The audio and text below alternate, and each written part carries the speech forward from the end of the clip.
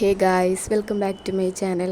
അപ്പോൾ ഇപ്പോൾ എല്ലാവരും ചിന്തിക്കുന്നുണ്ടായിരിക്കും, എല്ലാവരും മന്തിൻ്റെ ഫസ്റ്റോ അല്ലെ ലാസ്റ്റൊക്കെ ഇടുന്ന ജേർണൽ വീഡിയോസ് എന്താണ് ഈ മിഡിലായിട്ട് വന്നേക്കുന്നതെന്ന്. ഇത് സത്യത്തിൽ ഒരു ജേർണലിങ്ങിൻ്റെ ഐഡിയാസിൻ്റെ ഒരു വീഡിയോസോ അല്ലെങ്കിൽ നിങ്ങൾക്ക് ഇങ്ങനെ ചെയ്യാമെന്ന് പറയാമെന്നോ അങ്ങനെയൊന്നും എനിക്കറിയത്തില്ല. ഞാനങ്ങനെ ജേർണൽ എഴുതുന്ന ഒരാളല്ല. എനിക്ക് പടം വരയ്ക്കാനും അറിയില്ല, ഡിസൈൻ ചെയ്യാനും അറിയില്ല, അങ്ങനത്തെ ഒരു തരത്തിലുള്ള കഴിവുകളുള്ള ഒരാളല്ല. പക്ഷേ എനിക്കെന്തോ ലൈഫിൽ ഫസ്റ്റായിട്ട് ഒരു ജേർണൽ ഈ വർഷം ചെയ്യണം എന്നൊരു തോന്നൽ. ഈ 2025 എന്ന് പറയുന്നത് എൻ്റെ ഒരു സ്പെഷ്യലായിട്ടുള്ള വർഷമാണ്. അതായത് എൻ്റെ ഡ്രൈവിങ് ഞാൻ പഠിക്കുന്ന വർഷം, അല്ലെങ്കിൽ ലൈസൻസ് എടുക്കണം അങ്ങനെ ഒരു വർഷം, നീറ്റ് ജേർണി, പിന്നെന്താ എൻ്റെ യൂട്യൂബ് സ്റ്റാർട്ട് ചെയ്ത വർഷം, അങ്ങനെ കുറേ കാര്യങ്ങൾ നടക്കാൻ പോകുന്നൊരു വർഷം. എല്ലാം നന്നായിട്ട് തന്നെ നടക്കട്ടെ. അങ്ങനെ ആഗ്രഹിക്കുന്ന കുറേ കാര്യങ്ങൾ നടക്കുന്ന ഒരു വർഷമായതുകൊണ്ട് അതെനിക്ക് ഒന്ന് ഇങ്ങനെ റെക്കോർഡ് ചെയ്യുന്നതിനൊക്കെ ഒന്ന് എഴുതിയൊക്കെ വെച്ച് അങ്ങനെ ഉണ്ടെങ്കിൽ നല്ല ഭംഗിയായിരിക്കുമല്ലോ. കുറേ വർഷം കഴിഞ്ഞ് നോക്കുമ്പം അതിൻ്റെ ഒരു 2025 മെമ്മറി ആയിട്ടൊരു ബുക്ക്. ഞാനാണെങ്കിൽ ടു ഡു ലിസ്റ്റ് നന്നായിട്ട് എഴുതുന്ന ഒരാളാണ്. ഞാൻ അതിനകത്ത് എഴുതിയ കാര്യങ്ങൾ ഞാൻ ചെയ്താലും ഇല്ലെങ്കിലും എൻ്റെ എല്ലാ ബുക്കിലും, അല്ലെങ്കിൽ എനിക്ക് ടു ഡു ലിസ്റ്റിനായിട്ടൊരു ബുക്കുണ്ട്, അങ്ങനെ ഇഷ്ടം പോലെ കാര്യങ്ങൾ എഴുതി വെക്കുന്ന ഒരാളാണ്. പക്ഷേ അത് കൺസിസ്റ്റൻ്റ് ആയിട്ട് എഴുതുന്ന ഒരാളാണെന്ന് ചോദിച്ചാൽ അല്ല. ഞാൻ റീഡിങ്ങിൻ്റെ ജേർണൽ തുടങ്ങിക്കഴിഞ്ഞാൽ ബുക്ക് വായിക്കുമായിരിക്കും, പക്ഷേ എനിക്ക് അങ്ങനെ എഴുതാനൊന്നും കൺസിസ്റ്റൻ്റ് ആയിട്ട് ഞാൻ ഒരു കാര്യം ചെയ്യത്തില്ല. അപ്പോൾ ഇത് ഞാൻ ഒരു മിക്സ് ആയിട്ടുള്ളൊരു ബുക്ക്, എൻ്റെ വിഷൻ ബോർഡും എൻ്റെ ടു ഡു ലിസ്റ്റും എനിക്ക് അപ്പോൾ വരുന്ന റാൻഡമായിട്ട് വരുന്ന തോട്ട്സും അങ്ങനെയൊക്കെ എഴുതി വെക്കാൻ പറ്റുന്നൊരു ബുക്കായിട്ടാണ്. അതുകൊണ്ടാണ് ഞാൻ ബുള്ളറ്റ് ജേർണലിങ് തിരഞ്ഞെടുത്തത്. അതാകുമ്പോൾ എനിക്ക് എന്ത് തോന്നുന്നു അത് വന്ന് എഴുതാം. എനിക്ക് കുറേ പിക്ചേഴ്സ് ഒട്ടിക്കണം, ഒരു ഡേ എനിക്ക് ഇപ്പം എല്ലാ ഡേയ്സിനും ഒരു ഡയറി എഴുതാമെന്ന് വെച്ചാൽ എല്ലാ ഡേയ്സും ഞാൻ കൺസിസ്റ്റൻ്റ് ആയിട്ട് എഴുതത്തില്ല. അതായത് ചില ദിവസമൊക്കെ ഞാൻ ചുമ്മാ വെറുതെ വീട്ടിൽ കുത്തിയിരിക്കുമായിരിക്കും, ഒരു പണി ഞാനന്ന് എനിക്ക് എഴുതാനും മാത്രം ഒന്നും അന്ന് നടന്നിട്ടുണ്ടായിരിക്കില്ല. അപ്പോൾ വെറുതെ അങ്ങനെ ഞാൻ കൺസിസ്റ്റൻ്റ് ആയിട്ട് ഞാനത് ചെയ്യത്തില്ല. അപ്പോൾ ഞാൻ ഓർത്തു എന്തെങ്കിലും ഒരു ഡേ സ്പെഷ്യലായിട്ടുണ്ടെങ്കിൽ അതെനിക്ക് എഴുതി വെക്കാം. അങ്ങനെ സ്പെഷ്യലായിട്ടുള്ള ഡേയ്സിന് മാത്രം എഴുതുക, എൻ്റെ ഡെയിലി ലൈഫിലെ കുറേ കാര്യങ്ങൾ എഴുതുക, അങ്ങനെ കുറേ മെമ്മറീസൊക്കെ കളക്ട് ചെയ്ത് എഴുതി വെക്കാൻ പറ്റുന്നൊരു ബുക്ക്. അങ്ങനെയാണ് ഞാൻ ജേർണൽ ഈ വർഷം എഴുതാം, കുറേ കാര്യങ്ങളൊക്കെ വന്നപ്പം ഒന്ന് എഴുതിയാലോ എന്നോർത്തത്. അങ്ങനെ ഞാൻ ജേർണലിങ് തുടങ്ങാമെന്ന് വിചാരിച്ചത് എപ്പോഴാണ്, മന്തിൻ്റെ മിഡിലായപ്പോഴത്തേക്കിനും. എനിക്ക് സത്യം പറഞ്ഞാൽ തുടക്കം തൊട്ട് ആഗ്രഹം ഉണ്ടായിരുന്നു, പക്ഷേ ഇതെങ്ങനെ സ്റ്റാർട്ട് ചെയ്യണം എന്നൊരു ഐഡിയ ഇല്ല. പിന്നെ ഞാൻ കുറേ യൂട്യൂബ് വീഡിയോസൊക്കെ കണ്ട് അങ്ങനെ തന്നെ ഞാൻ ഈ ജേർണൽ ഫുള്ള് ചെയ്തേക്കുന്നത്. അല്ലാതെ എനിക്ക് സ്വന്തമായിട്ട് അങ്ങനെ ചെയ്യാനുള്ള ഒരു ഐഡിയ ഒന്നുമില്ല.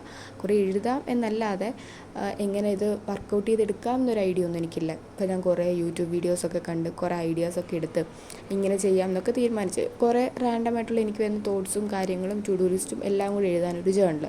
അങ്ങനെ ഞാൻ ബുക്ക് തപ്പി ഒരു 15-ാം തീയതി ആയപ്പോഴാണ് ഞാൻ തീരുമാനിച്ച് ജേർണൽ ഓക്കെ സെറ്റ് ചെയ്യാം ഈ വർഷം. എന്തായാലും എനിക്ക് ജനുവരി തൊട്ട് എഴുതണമെന്നുണ്ടായിരുന്നു. ഫെബ്രുവരി തൊട്ട് സ്റ്റാർട്ട് ചെയ്ത ഒരു കണ്ടിന്യൂറ്റി കിട്ടത്തില്ലല്ലോ.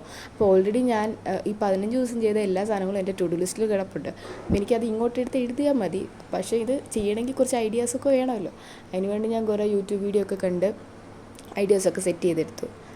നെക്സ്റ്റ് ഇനി എനിക്ക് ബുക്ക് വേണം. ബുക്കിന് വേണ്ടിയിട്ട് ഞാൻ ഇവിടെയുള്ള കട ഫുള്ള് കയറി ഇറങ്ങി.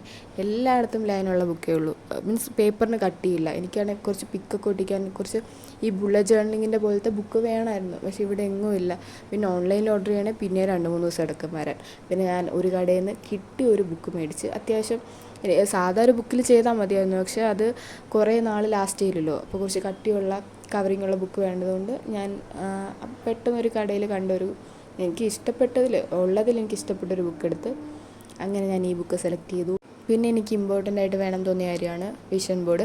ഞാൻ ആ വിഷൻ ബോർഡ് എൻ്റെ ജീവിതത്തിൽ ഇതുവരെ ചെയ്ത് നോക്കിയിട്ടേ ഇല്ല. എനിക്ക് അതിനെക്കുറിച്ച് കുറേ കേട്ടിട്ടുണ്ട്, അല്ലാതെ എനിക്ക് അതിനെക്കുറിച്ച് അറിയത്തില്ലായിരുന്നു. എൻ്റെ കുറേ വീഡിയോസൊക്കെ കണ്ടപ്പം എന്തായാലും ഞാൻ ജേർണിങ് സ്റ്റാർട്ട് ചെയ്യല്ലേ, അപ്പോൾ വിഷൻ ബോർഡ് കൂടെ സെറ്റാക്കാം. ഞാൻ നീറ്റിന് ഇപ്പോൾ റിപ്പീറ്റ് ചെയ്തുകൊണ്ടിരിക്കുകയാണ്. അപ്പം നീറ്റിന് വേണ്ടിയിട്ട് ഒരു വിഷൻ ബോർഡ് സെറ്റാക്കാം, 2025 വേണ്ടിയിട്ട് ഒരു വിഷൻ ബോർഡ് സെറ്റാക്കാമെന്ന് വിചാരിച്ചത്. പിന്നെ എല്ലാവരും ഇങ്ങനെ ബോർഡായിട്ട്, മീൻസ് വിഷൻ ബോർഡ് എന്ന് പറയുമ്പോൾ തന്നെ ഒരു ബോർഡിൽ കുറേ പിക്ചേഴ്സൊക്കെ ഒട്ടിച്ച് അങ്ങനെയാണല്ലോ നമ്മൾ രാവിലെ എണീക്കുമ്പം അല്ലെങ്കിൽ അങ്ങോട്ടും ഇങ്ങോട്ട് പോകുമ്പം മീൻസ് ഇതിൽ കാണുമ്പോൾ നമുക്കൊരു മോട്ടിവേഷൻ കിട്ടും. അതാണല്ലോ ഇതിൻ്റെ മെയിനായിട്ടുള്ള കാര്യം. പക്ഷേ എനിക്ക് അങ്ങനെ എഴുതുന്നതിനേക്കാളും ഞാൻ എന്നും എൻ്റെ ടു ഡു ലിസ്റ്റ് അല്ലെങ്കിൽ എല്ലാം എഴുതുന്നത് ഈ ബുക്കിലായിരിക്കുമല്ലോ. അപ്പോൾ ഞാൻ ഈ ബുക്ക് എടുക്കുമ്പം എന്തായാലും ഞാൻ വിഷൻ ബോർഡ് കാണും. അല്ലെങ്കിൽ ഈ 2025 കഴിയുമ്പോഴത്തേനും പിന്നെ ആ വിഷൻ ബോർഡ് കഴിഞ്ഞ് നമ്മൾ പുതിയതെടുക്കും. അപ്പോൾ പിന്നെ അത് വെറുതെ പോകണ്ട, ഇതിലൊട്ടിക്കുകയാണെങ്കിൽ അതിനകത്ത് തന്നെ എന്നും എനിക്ക് കാണാമല്ലോ. അത് കാരണം ഞാൻ എൻ്റെ ഡയറിയിൽ തന്നെ 2 വിഷൻ ബോർഡ് സെറ്റാക്കാമെന്ന് ഓർത്തു.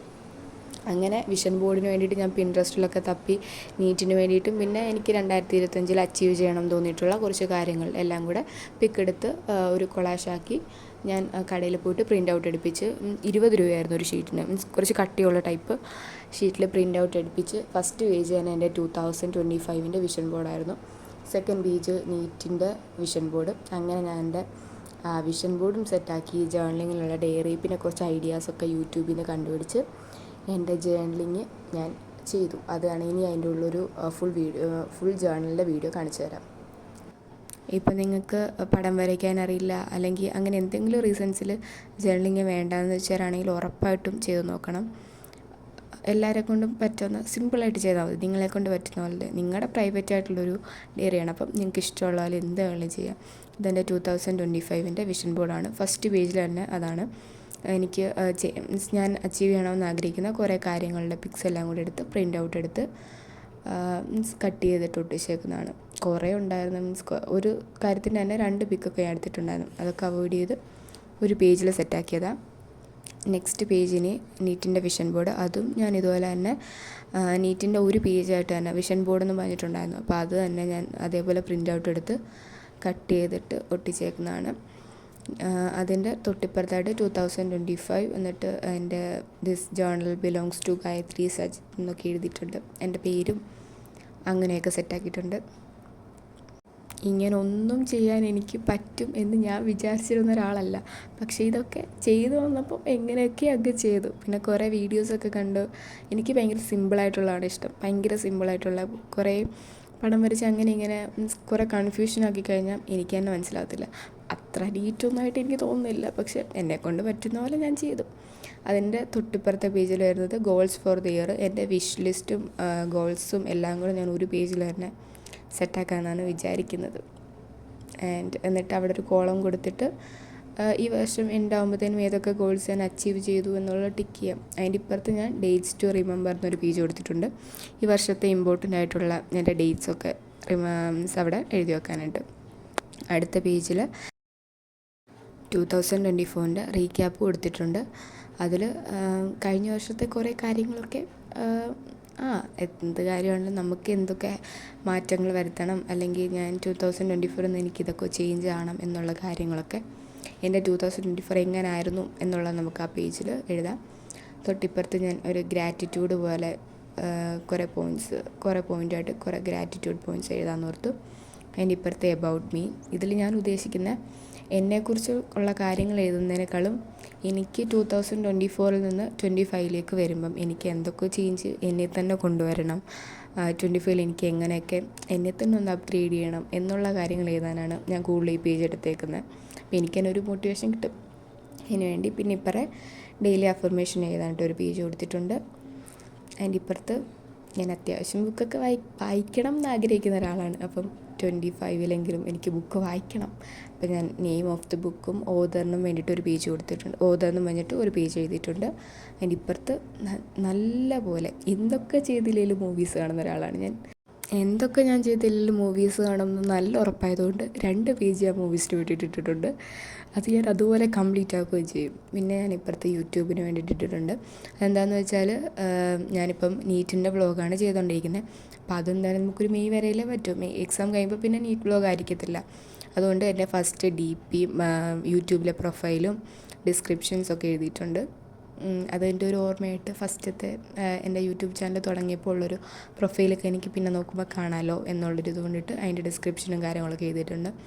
ഇപ്പുറത്ത് എൻ്റെ സബ്സ്ക്രൈബേഴ്സിൻ്റെ കൗണ്ട് ഓരോ മന്തും എനിക്ക് എത്ര പേര് വെച്ച് കൂടിയിട്ടുണ്ട്, എൻ്റെ സബ്സ്ക്രൈബേഴ്സ് എത്ര കൂടിയിട്ടുണ്ട് എന്നുള്ള ഇതാണൊരു പേജും. പിന്നെ എൻ്റെ സ്റ്റഡി വ്ളോഗ് എപ്പോൾ തൊട്ടിട്ട് എന്ന് വരെ ഞാൻ സ്റ്റഡി വ്ളോഗ് ചെയ്തു, അടുത്ത് ഞാൻ എന്ത് വ്ളോഗാണ് ചെയ്യുന്നത്, അങ്ങനെയുള്ളൊരു കുഞ്ഞൊരു സംഭവം എഴുതാനുള്ളൊരു സ്ഥലം ഇട്ടിട്ടുണ്ട്. തൊട്ടിപ്പുറത്ത് എൻ്റെ പീഡ്സ് ട്രാക്കറാണ്. പിന്നെ അത് അങ്ങനെ അത് ഫുൾ ഡേയ്സ് എഴുതാനുള്ളതില്ലാത്തതുകൊണ്ട് ഞാൻ എന്ന് തൊട്ട് എന്ന് വരെ എന്നുള്ള ഡേറ്റ് ആ കോളത്തിൽ എഴുതാമെന്ന് ഓർത്തിട്ടാണ് അങ്ങനെ ആ പേജ് കൊടുത്തിരിക്കുന്നത്. അടുത്ത എൻ്റെ ഒരു ഒഫീഷ്യൽ പേജ് പോലെ പാസ്വേഡ്സോ അങ്ങനെ എന്തെങ്കിലുമൊക്കെ കാര്യങ്ങളോ ഒഫീഷ്യലായിട്ടുള്ള എന്തെങ്കിലുമൊക്കെ കാര്യം ഉണ്ടെങ്കിൽ എഴുതാമെന്ന് ഓർത്തിട്ട് ഒരു പേജ് കൊടുത്തിട്ടുണ്ട്. പിന്നെ എൻ്റെ ജനുവരി മന്തിൻ്റെ ജേർണൽ സ്റ്റാർട്ട് ചെയ്തോ. ഞാൻ ഇതൊക്കെ ഭയങ്കര മിനിമലായിട്ടാണ് കൊടുത്തേക്കുന്നത്. എനിക്കതേക്കുള്ളിൽ ചെയ്യാൻ അറിയില്ല, അതാണ് സത്യം. പിന്നെ മിനിമലായിട്ട് ചെയ്യുന്നതാണ് എനിക്ക് കൂടുതൽ ഇഷ്ടം. അതുകൊണ്ടും കാണാനും കുറച്ചുകൂടെ ഭംഗിയായതുകൊണ്ട് ഞാൻ അങ്ങനെ ജനുവരിയിൽ നിന്ന് ചെയ്തിട്ട് അതിൻ്റെ കാലണ്ടർ ചെയ്തിട്ട് തൊട്ടിപ്പുറത്തെ പേജിൽ ഡെയിലി ടു ഡു ലിസ്റ്റ് എന്ന് പറഞ്ഞിട്ടൊരു കുഞ്ഞു കോളം കൊടുത്തിട്ടുണ്ട്. ഇമ്പോർട്ടൻ്റ് ആയിട്ടുള്ള എന്തെങ്കിലും ഡെയിലി ഞാൻ ചെയ്ത എന്തെങ്കിലും ടു ഡു ലിസ്റ്റ് പോലെ എന്തെങ്കിലും എഴുതാമെന്ന് ഓർത്തിട്ട് അങ്ങനെ കോളം കൊടുത്തിട്ടുണ്ട്. അപ്പം അങ്ങനെ മീൻസ് എൻ്റെ ഓൾറെഡി ടു ഡു ലിസ്റ്റിൻ്റെ ബുക്കിൽ കിടപ്പുണ്ട്. അപ്പോൾ അതിങ്ങോട്ട് എടുത്തിട്ട് എനിക്ക് എഴുതിയാൽ മാത്രം മതി. ഈ പേജായിരിക്കും എനിക്ക് ബുക്കിൽ ഏറ്റവും ഇമ്പോർട്ടൻ്റ് ആയിട്ട് ഏറ്റവും യൂസ്ഫുൾ ആയിട്ടുള്ളതും അതായിരിക്കും ഫുൾ കംപ്ലീറ്റ് ആവുകയും ചെയ്യും. ഞാൻ നല്ലപോലെ ടു ഡു ലിസ്റ്റ് എഴുതുന്ന ഒരാളാണ്. പിന്നെ അതിൻ്റെ ഇപ്പുറത്തായിട്ട് മന്ത്ലി ഗോൾസ് എന്ന് പറഞ്ഞിട്ട് ഒരു കോളം കൊടുത്തിട്ടുണ്ട്. അതിനിപ്പുറത്ത് സെൽഫ് കെയർ എന്ന് പറഞ്ഞാൽ എൻ്റെ മോർണിംഗ് റുട്ടീനോ അല്ലെങ്കിൽ നൈറ്റ് റുട്ടീൻ എന്തെങ്കിലുമൊക്കെ അങ്ങനത്തെ സെൽഫ് കെയർ ആയിട്ടുള്ള എന്തെങ്കിലുമൊക്കെ കാര്യങ്ങൾ എഴുതാനും.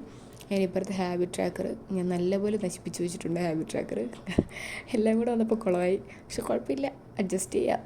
അതിനിപ്പുറത്ത് ബഡ്ജറ്റ് ട്രാക്കർ കൊടുത്തിട്ടുണ്ട്. എക്സ്പെൻസും അങ്ങനെ വരുന്ന കാര്യങ്ങളൊക്കെ എഴുതി വെക്കാൻ. അതിനിപ്പുറത്ത് ഞാൻ സ്റ്റഡി ട്രാക്കർ വെച്ചിട്ടുണ്ട്. അത് ഞാൻ നേരത്തെ തൊട്ട് എത്ര മണിക്കൂർ പഠിച്ചു എന്നുള്ളതൊന്നും ഞാൻ എഴുതാത്തതുകൊണ്ട് 18-ാം തീയതി തൊട്ടിട്ടുള്ള ഡേറ്റാണ് ഞാൻ കൊടുത്തേക്കുന്നത്. അത് 8 മണിക്കൂറാണോ 9 മണിക്കൂറാണോ 10 മണിക്കൂറാണോ അതിനനുസരിച്ച് ഹൈലൈറ്റർ ഇങ്ങനെ നമ്മൾ നീളത്തിലിങ്ങനെ വരയ്ക്കുക. അതാണ് ഞാൻ ഉദ്ദേശിച്ചേക്കുന്നത്. അതുകൊണ്ട് എത്ര മണിക്കൂറാണെന്ന് വെച്ചാൽ അവിടം വരെ ഒരു ഹൈലൈറ്റർ ഇങ്ങനെ വരച്ചിടുക.